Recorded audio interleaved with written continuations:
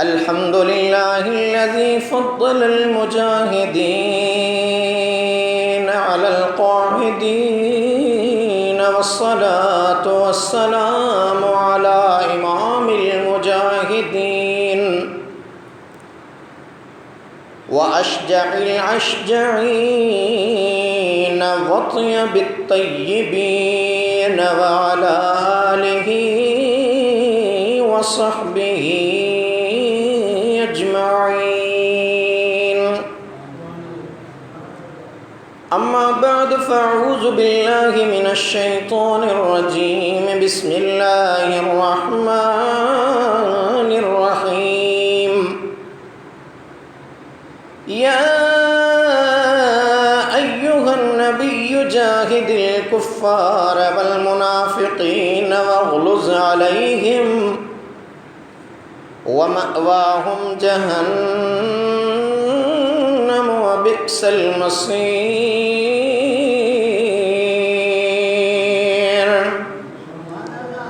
آمنت بالله صدق الله العلي العظيم وبلغنا رسوله النبي الحبيب الكريم الأمين ونحن على ذلك لمن الشاهدين والشاكرين والذاكرين والحمد لله رب العالمين.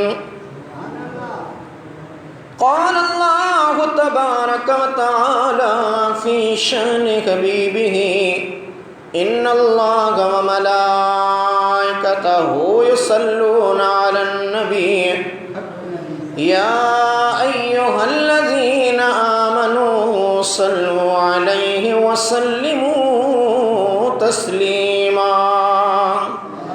اللهم صل وسلم وبارك على سيدنا ومولانا محمد وعلى آله وأصحابه وأهل بيته أجمعين. सूर्य मरी सोब खेत दिल जा बहम विसार. सूर्य मरी सोब खेत दिल जा बहम विसार. हण भाला विड़ भाकुरे आडी ढाल मढार. मथा तेग तरार मारत मतारो थे. बिरादरान इस्लाम, मुसलमान भाइयों, दोस्तों, अजीज़ों, बुजुर्गों, अव्हांखे मालूम है त ही महीनो सफ़र शरीफ़ जो हली रहियो आहे. माह सफ़र सन 2 हिजरीअ में मुसलमाननि ते जिहाद फ़र्ज़ कयो वियो हो. उन करे अॼु बि अव्हां जी ख़िदमत में अर्ज़ कंदुसि त जिहाद छा है, जिहाद छो फ़र्ज़ थियो, जिहाद में कहिड़ियूं हिकमतूं आहिनि, जिहाद जा कहिड़ा क़िस्म आहिनि, छा जिहाद अॼु बि करे सघिजे थो या न. अल्लाह तबारक व तआला जल्ल शानहू अमन वालहू जे पाक कलाम मुक़द्दस खे पढ़ंदे हुज़ूर अलैहिस्सलातु वस्सलाम जे अहादीस जी रोशनीअ में ये सभई ॻाल्हियूं अव्हांखे ॿुधाइणियूं आहिनि. रब करीम शल अमल जी तौफ़ीक़ अता फ़रमाए.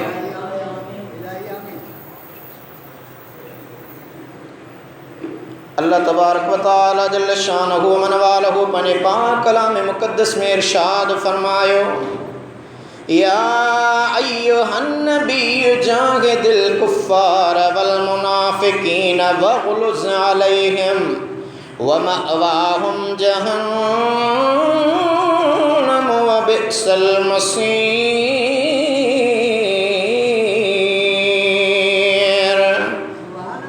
अल्लाह ताला फरमायो ए ग़ैब जे ख़बरुन ॿुधाइण वारा मुंहिंजा महबूब जिहाद कर काफ़रनि ऐं मुनाफ़िक़नि सां ऐं उन्हनि ते सख़्ती कर ऐं उन्हनि जी जाइ जहन्नम आहे ऐं उन्हनि लाइ मोटण जी जाइ निहायत बुरी आहे. हिन आयत पाक में अल्लाह तबारक व तआला पंहिंजे हबीब करीम सल्लल्लाहु अलैहि वसल्लम के बिन टोलन सां जिहाद करण जो हुकुम फरमायो, एक काफ़रन सां ऐं ॿियो मुनाफ़िकन सां। दोस्तो, जिहाद अरबी ॿोली जो लफ़्ज़ आहे जेको जुहद मां वरितल आहे, जंहिंजी माना आहे महिनत ऐं मुशक़त। उनखां सवाइ लुग़त जे आलिमनि जिहाद जूं ॿियूं बि कई मानाऊं बयानु कयूं, जीअं पंहिंजे सभु सलाहियतुनि सां कंहिं कम में जुंबी वञणु, पूरी सघ आहर महिनत ऐं मुशक़त करणु, भरपूर ताक़त इस्तेमालु करणु, पोरियो करणु।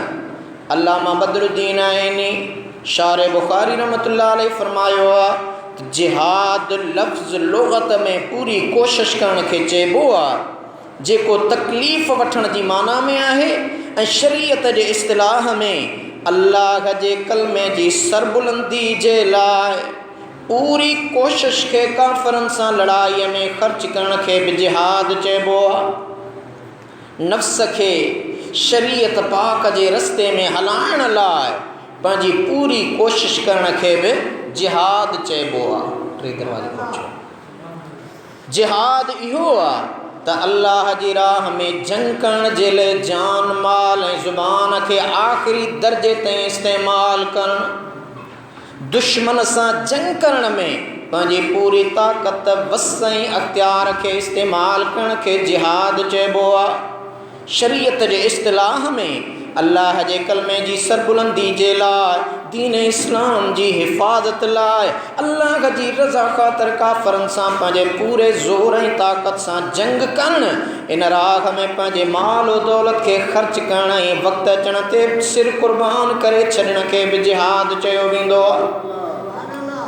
दोस्तो, जंग काफ़र बि कंदो आहे ऐं मुस्लमान बि कंदो आहे, पर काफ़र अगरि लड़ंदो आहे त दुनिया ख़ातिर मुल्कगीरी जहान जे हवस में लड़ंदो आहे, या कंहिं बादशाह जी शख़्सी इक़्तिदार लाइ लड़ंदो आहे, माल दौलत जी तमाम में लड़ंदो आहे, रंगो नस्ल क़ौमियत ऐं क़बाइलियत या औरत या शान व शौकत लाइ लड़ंदो आहे। मगर मुस्लमान जी लड़ाई ख़ालिस अल्लाह जी रज़ा लाइ हूंदी आहे। काफ़रनि जी जंग फ़साद आहे, मुसलमाननि जो जिहाद ऐं अमन लीजा खोड़ा। काफ़रनि जी जंग उन लाइ वबाल आहे, ऐं मोमिननि जो जिहाद उन्हनि लाइ दुनिया ऐं आख़िरत में कामयाबी आहे। दोस्तो, इस्लाम अमन ऐं सलामती जो दीन आहे। इस्लाम जी माण्हुनि खे अमन ऐं सुकून सां रहण ऐं जीअण सेखारियो। इस्लाम जे पैगंबर मुसलमाननि जे रहबर सैयद सरवर रबी अनवर महबूब मुस्तफ़ा अहमद मुतबा सल्लल्लाहु अलैहि वसल्लम जी जंहिं अमड़ जे बतन मुबारक खां विलादत थी, उन जो नालो बि आमिना आहे, यानी अमन वारी। ऐं जंहिं अम्मा जो पाण खीर पीताऊं, उन जो नालो हलीमा, यानी बुरदबार। जॾहिं पाण अमड़ जो खीर पीताऊं त साणनि थन शरीक ॿियो भाउ हो, उन करे पाण अमड़ जो हिकु पासे जो खीर पीताऊं, ॿिए तरफ़ जो खीर न पीताऊं। दुनिया वारनि खे ॿुधायूं त मां मुहम्मद आहियां, अल्लाह जो आख़िरी रसूल आहियां, ॿिए जे हक़ ते कब्ज़ो करण वारो न आहियां, अमानतदार आहियां, अदुल करण सां गॾोगॾु अदुल सेखारण वारो बि आहियां, पराओ हक़ खाइण खां मना करण आयो आहियां, लड़ाई ऐं झेड़ो फितनो ऐं फ़साद हुकूक जी पायमाली इस्लाम में मना आहे। अॼु काफ़र मुनज़्ज़म तरीक़े सां इस्लाम जे ख़िलाफ़ इहा प्रचार करे रहिया आहिनि त इस्लाम तलवार जे ज़ोर सां पकड़ियो। हालांकि हक़ीक़त ही आहे त इस्लाम हिकु अमन पसंद दीन आहे, जेको फितने फ़साद खां सख़्तीअ सां मना कंदो आहे। रब्बे करीम अज़्ज़ वजल फरमायो, वल फितनतु अशद्दु मिनल क़त्ल, फितनो क़त्ल करण खां बि वधीक सख़्त आहे। ज़मीन में फितने फ़साद करण खां क़ुरान ऐं साहिब क़ुरान सख़्ती सां मना कई आहे। दोस्तो, इस्लाम जी तलवार मयान में रहंदी आहे, पर जॾहिं किथे को मज़लूम माण्हू ज़ुल्म ऐं ॾाढ जी चकीअ में पीसजी रहियो हुजे, किथे जोर ऐं जबर जी बाज़ार गरम होंदी, इंसानियत सो ज़ुल्म थी रहा हुजनि, किथे कि न्याणनि जी इज़्ज़त लुटिजी रही हुजे, अल्लाह जी ज़मीन ते अल्लाह जे दीन, अल्लाह जे फ़रमान ऐं अल्लाह जे क़ुरान जी सरेआम मुखालिफ़त थी रही हुजे, त उन वक़्तु इस्लाम पंहिंजी तलवार मयाण मां कढी ज़ालिमनि सां मुहाॾो अटकाइण, ॾाढे ज़ुल्म जो मुक़ाबिलो करण जो सबक़ ॾिनो आहे। ज़ालिम जेसि ताईं राह रास्ते अची वञनि या उहे पंहिंजे ज़ुल्म खां बाज़ अची वञनि, तेसि ताईं उन्हनि सां अणथक जंग करण जो जिहाद आहे। दर्दमंदनि जी दाद रसी करण बि जिहाद आहे। कंहिं ज़ालिम जाबिर खे मुंहुं साम्हूं हक़ सच चवण बि हिकु क़िस्म जो जिहाद आहे, बल्कि अफ़ज़ल जिहाद आहे। हक़ीक़ी मुजाहिद उहो आहे जंहिंजो गर्ज़ ऐं मतिलबु इहो हुजे त अल्लाह जे कलमे जी सरबुलंदी थिए। अगरि को ॿियो मक़सदु हुजे त उहो जिहाद ई नाहे, न उन जो को अजुर आहे, न उन लाइ को अल्लाह जो वाइदो आहे। जीअं सुनन नसाई में हदीस आहे, हज़रत अबू मूसा अशअरी रज़ियल्लाहु ताला अन्हु चवे थो त हिकु अरबी रसूलुल्लाह सल्लल्लाहु अलैहि वसल्लम खां पुछो, या रसूलल्लाह सल्लल्लाहु अलैहि वसल्लम, हिकु माण्हू जिहाद करे थो त उन जी वाखाण थिए थी, हिकु माण्हू माले गनीमत लाइ जिहाद करे थो, को पंहिंजे फ़ौक़ियत मान ते ॼाणाए थो, पोइ उन्हनि मां अल्लाह जी राह में लड़ण वारो कहिड़ो आहे? मुंहिंजे आका रहमत वारे हबीब सल्लल्लाहु अलैहि वसल्लम फरमायो, मन कातल लितकून कलिमतुल्लाहि हियल उलिया फहुव फी सबीलिल्लाहि अज़्ज़ वजल। मुझे आका फरमायो, जेको अल्लाह जे कलमे जी सरबुलंदी जे लाइ लड़े त उहो ई अल्लाह जी राह में लड़ण वारो आहे। को पंहिंजी ज़मीन लाइ, को ज़र लाइ, को ज़न लाइ, ही सभई मामला जिहाद जो हिस्सो नाहिनि। क़बाइली झेड़ा जिहाद जो हिस्सो नाहिनि। जिहाद उहो आहे जेको अल्लाह जी रज़ा वास्ते लड़ियो वञे। दोस्तो, अगरि कंहिंखे फट या फुरड़ी हुजे, छुटण जो इम्कान नाहे त ऑपरेशन करे उनखे कटे कढण नाइंसाफ़ी न पर आइन हिकमत आहे। कंहिं आंगुर खे कैंसर जो मोज़ी मर्ज़ आहे त उनखे कटे उछलाइण बदन सां ज़ुल्म न पर बदन जी आइन ख़ैर ख़्वाही आहे। इस्लाम बि तेसि ताईं कंहिं सां लड़ण जो हुकुम नथो हुजे जेसि ताईं किथे जोर ऐं जबर ॾाढ ऐं मस्तीअ जो मुज़ाहिरो न थिए। जॾहिं हीणनि ते हलाऊं कयूं वञनि, ग़रीबनि मथां ज़ुल्मनि जा पहाड़ टोड़िया वञनि, त इस्लाम जा बहादुर सर्वेच सिपाही मैदान में निकिरी पाण मल्हाए ॾेखारनि था। जॾहिं हिकु हिंदू राजा जे ज़ुल्म खां हिकु न्याणी दाह करे थी त ग़ाज़ी मोहम्मद बिन कासिम मैदान में निकिरी मज़लूम न्याणी जी दाह जो दाद करे थो। इस्लाम में जिहाद जो मक़सदु मुल्क हासिल करणु, पंहिंजूं सरहदूं कुशादियूं करणु, माले गनीमत हासिल करणु न आहे, पर अल्लाह जे दीन जी सरबुलंदी जो जज़्बो ऐं ज़ालिमनि सां वेड़ करणु, पंहिंजे मथां थींदड़ ज़ुल्मनि जो बचाव करणु आहे। इन राह में मरण ऐं जीअण अल्लाह जे इनामनि खां ख़ाली न आहे। मरण वारो शहीद आहे, उहो जन्नत जो हक़दार आहे। बची अचण वारो ग़ाज़ी आहे, उन लाइ बि अल्लाह करीम जन्नत जा इनाम कया आहिनि। दोस्तो, अल्लाह तबारक व तआला फरमायो, वमन युक़ातिल फी सबीलिल्लाहि फयुक़्तल औ यग़लिब फसौफ़ नुतीहि अजरन अज़ीमा।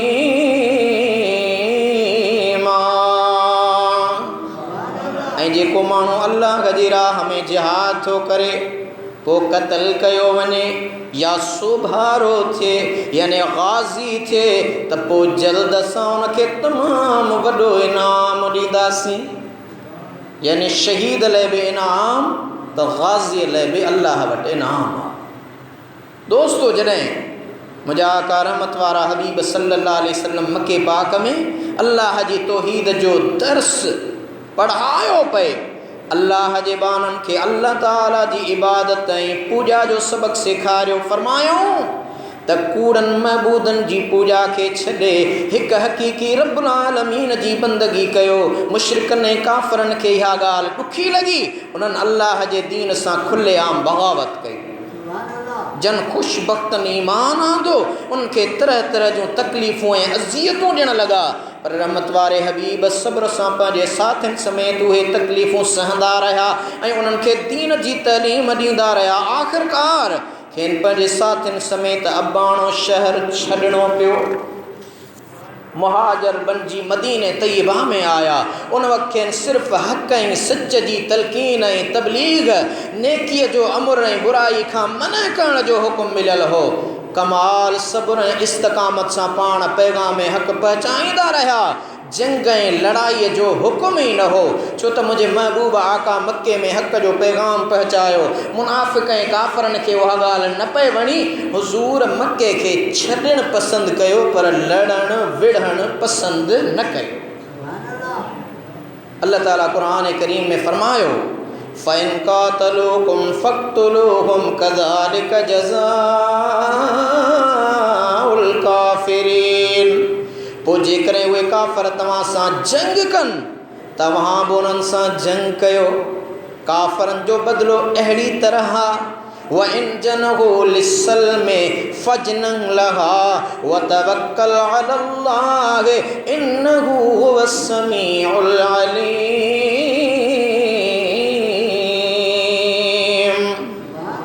ऐं जेकॾहिं उहे काफ़र सुलह ॾांहुं माइल थियनि त तूं बि उन्हनि ॾांहुं सुलह लाइ माइल थी ऐं अल्लाह ते भरवसो रख, बेशक उहो ॿुधंदड़ ॼाणंदड़।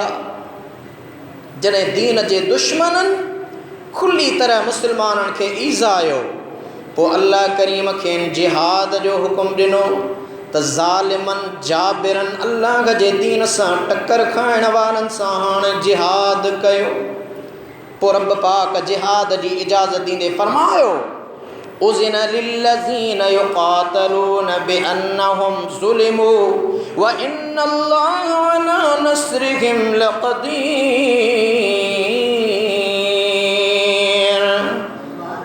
इजाज़त ॾिनी वई उन्हनि खे जिहाद जी, जिन सां काफ़र लड़नि था, छो त उन्हनि सां ज़ुल्म थियो आहे। बेशक अल्लाह उन्हनि जी मदद करण ते क़ादिर आहे। पोइ मोमिननि पंहिंजे अज़ीम क़ाइद ऐं रहबर प्यारे पैगम्बर सल्लल्लाहु अलैहि वसल्लम जी अॻवाणी में ज़ुल्म जे ख़िलाफ़ जिहाद कयो।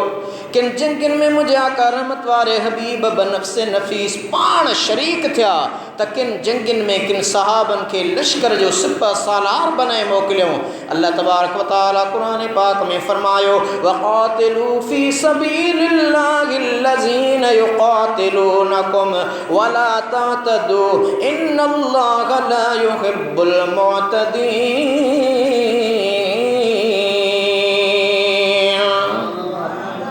ऐं अल्लाह जी राह में उन्हनि माण्हुनि सां जंग कयो जेके तव्हां सां जंग कनि था, ऐं हद खां न वधो। बेशक अल्लाह हद खां वधण वारनि खे पसंदि नथो करे। हिन आयत करीमा में अल्लाह पाक जिहाद जो गर्ज़ ऐं मक़सद ऐं जिहाद जा आदाब ॿुधाया। जेकी अव्हां सां लड़नि था, अव्हां बि उन्हनि सां लड़ो, पर दुश्मननि सां आइन लड़ाई जी हालत में बि ज़ाब्ते अख़लाक़ जो ख़्यालु रखो। पंहिंजे पारां का बि ज़्यादती न कयो, छो त अल्लाह पाक ज़्यादती कंदड़नि खे पसंदि नथो करे।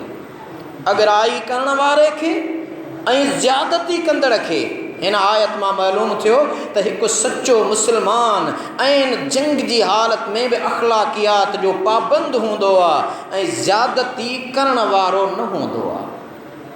मुस्लमान जो जिहाद जंग बि ज़ाब्ते अख़लाक़ जो ज़रियो हूंदी आहे। अल्लाह तबारक व तआला फरमायो, वक़ातिलूहुम हत्ता ला तकून फितनतुन व यकून अद्दीनु लिल्लाहि फ़इन इंतहू फ़ला उद्वान इल्ला अलज़्ज़ालिमीन। ऐं उन्हनि सां जंग कयो एसिताईं जो फितनो बाक़ी न रहे ऐं सिर्फ़ु अल्लाह जो दीन ई रहे। पोइ जेकॾहिं उहे बाज़ अची वञनि त ज़ालिमनि खां सवाइ ॿियनि ते ज़्यादती करणी न आहे। दोस्तो, हिन आयत पाक में अल्लाह ताला जिहाद जो मक़सद चिटनि लफ़्ज़नि में बयानु फ़रमायो त जिहाद इस्लाम जो मक़सद फ़ितननि खे ख़तमु करणु आहे। जिहाद इस्लामी फ़ितननि जे ख़ात्मे लाइ आहे। अल्लाह जी धरती ते अल्लाह जो निज़ाम आणणु, अल्लाह जी पूॼा ऐं अल्लाह जी बंदगी में जेके रुकावटूं आहिनि उन्हनि खे टोड़णु आहे। दीन खे क़बूल करण में काफ़रनि जेके रुकावटूं खड़ियूं कयूं उन्हनि सभिनी खे टोड़े ख़तमु करणु आहे। जीअं दुनिया जे अंदरि हिकु अल्लाह जी इबादत थिए। हिकु जाइ ते अल्लाह तबारक व तआला फरमायो वक़्तुलूहुम हैसु सक़िफ़्तुमूहुम व अख़रिजूहुम मिन हैसु अख़रजूकुम वल फ़ितनतु अशद्दु मिनल क़त्ल। ऐं उन्हनि काफ़रनि खे क़त्ल कयो जिते बि लॻो ऐं उन्हनि खे कढी छॾियो जितां उन्हनि अव्हां खे कढियो आहे। ऐं फ़ितनो क़त्ल खां बि वधीक सख़्तु आहे। अल्लाह पाक फरमायो त उन्हनि फ़सादिन ऐं दीन जे दुश्मननि सां जंग कयो, छो त उहे शैतान जा यार आहिनि। फ़क़ातिलू औलिया अश-शैतान इन कैद अश-शैतान कान दईफ़ा। पोइ शैतान जे दोस्तनि खे क़त्ल कयो, बेशक शैतान जो मकर कमज़ोर आहे। शैतान जे यारनि जी घणाईअ खे न ॾिसो, उन्हनि जे जदीद असले ऐं नाज़ो सामान खे न ॾिसो। तव्हां उन्हनि सां मुहाॾो अटकायो, फ़तह अव्हां जी थींदी। शैतान जे यारनि खे बुरी तरह ज़िल्लत ऐं रुसवाई मिलंदी, छो त शैतान जे मकरनि जो यार ज़ईफ़ आहे, कमज़ोर आहे। काफ़र कॾहिं बि मुस्लमान पंहिंजे मुकम्मल अमल सां ताक़त ऐं पावर ईमानी कुवत सां सो लड़े। बाक़ी कहीं बि काफ़र खे जुरत न आहे त मुस्लमान खे जे मथां हावी अची सघे। दोस्तो, क़ुरान पाक जे इन्हनि वाज़े हुक्मनि मिलण खां पोइ हाणे क़यामत ताईं जिहाद जारी रहणो आहे। जेसि ताईं कुफ़ारनि, मुशरिकनि, मुनाफ़िकनि जा नापाक वजूद धरती ते मौजूदु आहिनि ऐं उहे अल्लाह जे दीन जी भञ कड़ी कनि था त जिहाद बि जारी रहणो आहे एसि ताईं जो हज़रत ईसा रूहुल्लाह ईंदो ऐं हज़रत इमाम महदी ईंदो।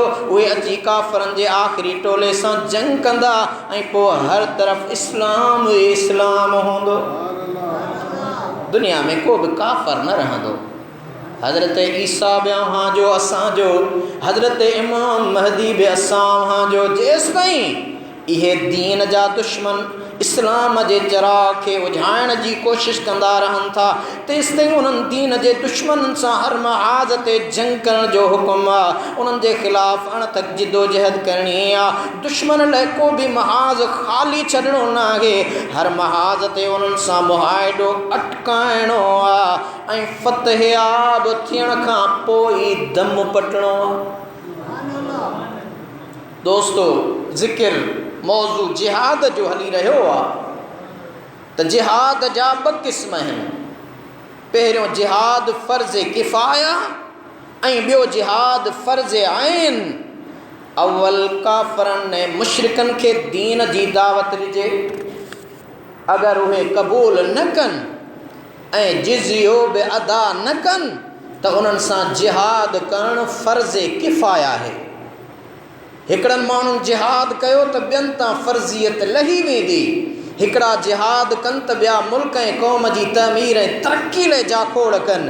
ऐं ॿियो जिहाद फ़र्ज़ आइन आहे जो अगरि कंहिं इस्लामी शहर ते काफ़र हमिलो कनि ऐं जिहाद लाइ हाकिम जे तरफ़ां ऐलान आम थिए, यानी अवामी सॾु थिए त हाणे उन शहर जे सभिनी मुस्लमाननि मथां शहर जो, मुल्क जो दिफ़ा करणु जिहाद फ़र्ज़ ऐं आइन आहे। यानी ग़ैर मुस्लिम रियासत ते हमिलो करे थो ऐं मुस्लिम रियासत जो अॻवान बादशाह वज़राए आज़म ऐलान करे थो मुस्लमानो निकिरो जिहाद लाइ, त पोइ घर में पोती पाए वेहण वारो मुस्लमान मोमिन नाहे। उन काफ़रनि सां जिहाद करणु हर मुस्लमान जे मथां फ़र्ज़ थी थो वञे। अगर उहे पंहिंजो दिफ़ा पाण न करे सघनि, भर पासे वारनि वेझनि शहरनि वारनि मथां उन्हनि जी मदद लाइ जिहाद फ़र्ज़ ऐन थी पवंदो। अगर उहे बि बचाव करण जी सघ न रखी सघनि त वरी उन्हनि जे अॻियां भर वारनि शहरनि ते जिहाद फ़र्ज़ ऐन थी वेंदो। इन तरह जिहाद जो दाइरो मशरिक़ खां मग़रिब ताईं वसी थी वञे थो। अगर कंहिं इस्लामी मुल्क जे मथां को काफ़िर मुल्क हमिलो करे त भर पासे वारनि इस्लामी मुल्कनि मथां उन्हनि जी मदद लाइ जिहाद फ़र्ज़ ऐन थी पवंदो आहे। फ़र्ज़ ऐन हिकु मजबूरी आहे जो उन में हाणे जंग लड़ण जे क़ाबिल माण्हू मथां लाज़िम आहे त पंहिंजो कमु कारोबार छॾे जिहाद में शरीक थिए। हाणे ग़ुलाम खे आका जो नौकर खे मालिक खां मोकल वठण जी ज़रूरत न आहे। को नौकर आहे, जिहाद जो ऐलान थियो, साहब खां पुछां, रईस खां पुछां, मालिक खां पुछां, आका खां पुछां, साईं मोकल ॾियो था त मां जिहाद ते वञा? न, जिहाद फ़र्ज़ आहे। बग़ैर इजाज़त जे उहो पंहिंजे मुल्क ऐं वतन जे दिफ़ा लाइ निकिरी निर्वार थिए। इहो अल्लाह जे क़ुर जो हुकुम आहे। जेका शइ जिथे आहे उते हथ करे छॾे करे ऐं अल्लाह जी राह में निकिरणो आहे। दोस्तो, अगर का अहिड़ी हालत पैदा थी पवे जो मुसलमान हाकिम जे तरफ़ां जिहाद लाइ नफ़ीर आम यानी अवामी सॾु थिए त बि जिहाद फ़र्ज़ ऐन थी पवे थो।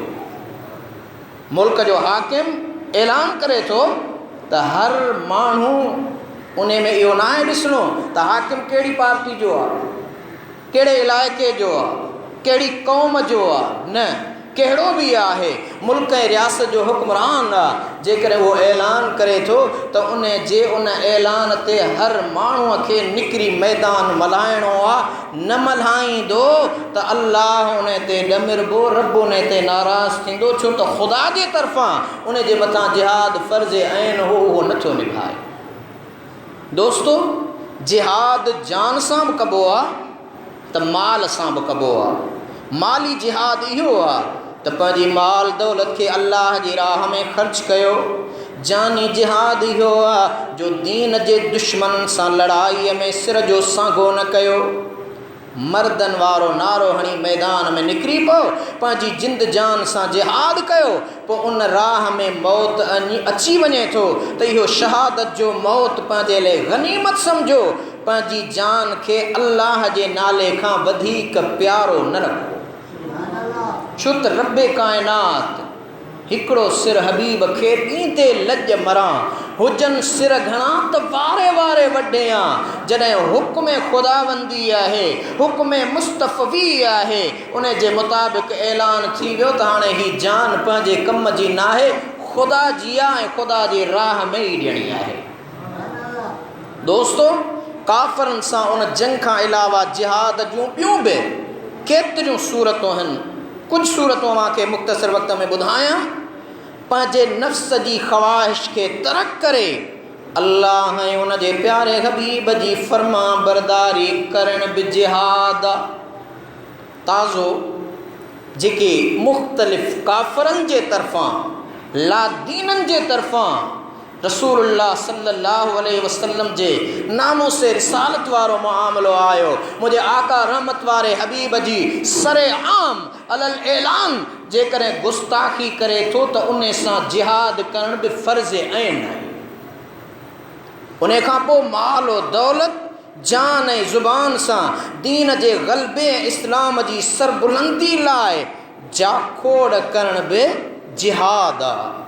दीन जो इल्मु हासिल करण ऐं उन ते अमल करण, ॿियनि खे बि उन ते अमल कराइण लाइ महिनत मुशक़त बर्दाश्त करण बि जिहाद आहे। हिकिड़ो तालिब इल्मु निकिरी वियो, सुका टुकर मिलनि था, 3 वेला मानी न आहे, 2 वेला मिले थी।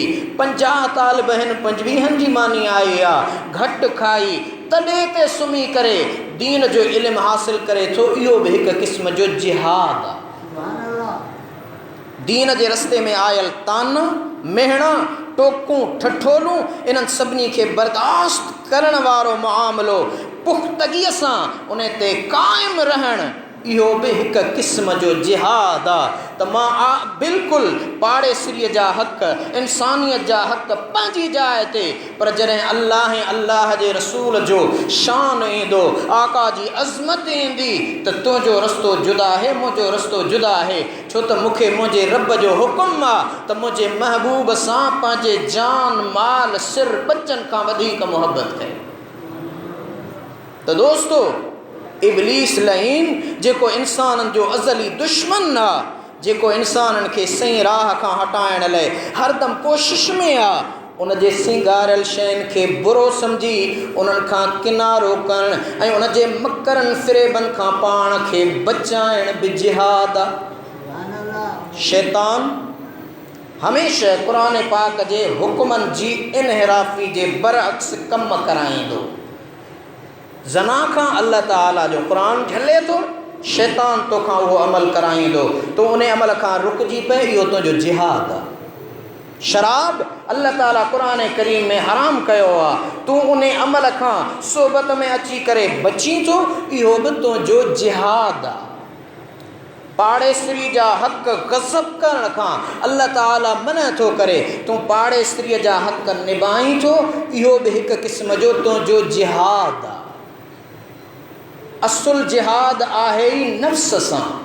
असांजो नफ़्स असांखे आमादा कंदो शैतानी कमनि ॾांहुं, तूं शैतानी कमनि खे छॾे रहमानी कमनि में लॻी वञ, इहो तुंहिंजो हक़ीक़ी ऐं अमली जिहाद आहे। निमाज़ फ़र्ज़ आहे, शैतान चवंदो न पढ़, तूं निमाज़ पढ़। शैतान 5 वक़्त निमाज़ पढ़णु न ॾियई, तूं इशराक ऐं तहज्जुद पढ़णु शुरू कर, इहो तुंहिंजो जिहाद आहिनि आहे।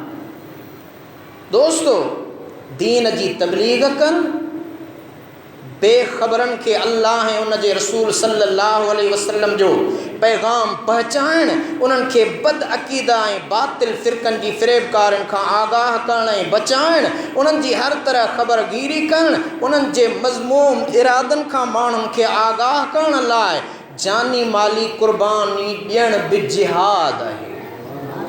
हिकिड़ो माण्हू आहे जेको अल्लाह ताला जे जन खे पाण कम्यूनिस्ट, अॼु जे दौर जा जाहिल दानिश्वर, जेके नऊज़ बिल्लाह ख़ुदा जी ज़ात जा मुनकर आहिनि, हथ थो बधाम अहिड़नि कम्यूनिस्ट उस्तादनि वटि पंहिंजा बच्चा शागिर्द ट्यूशनूं न पढ़ायो, छो त हुते उहो ई कमु कंदो न जेको पाण ख़ुदा खे सभु कुझु टेक्नोलॉजी, सभु कुझु साइंस, ख़ुदा जी मार पवई, क़ुरान खोले ॾिस, इहे साइंस जियो अकुल शऊर तोखे अल्लाह ॾिनो आहे न, तोखे ख़ुदि पैदा करण वारो बि अल्लाह आहे, पाक परवरदिगार आहे। ही जो कुझु काइनात जे अंदरि आहे, फ़बिअय्यि आलाइ रब्बिकुमा तुकज़्ज़िबान, इहे सभु ख़ुदा जूं ॾिनल नेमतूं आहिनि, तूं कहिड़ियुनि कहिड़ियुनि नेमतुनि जो इनकार कंदे?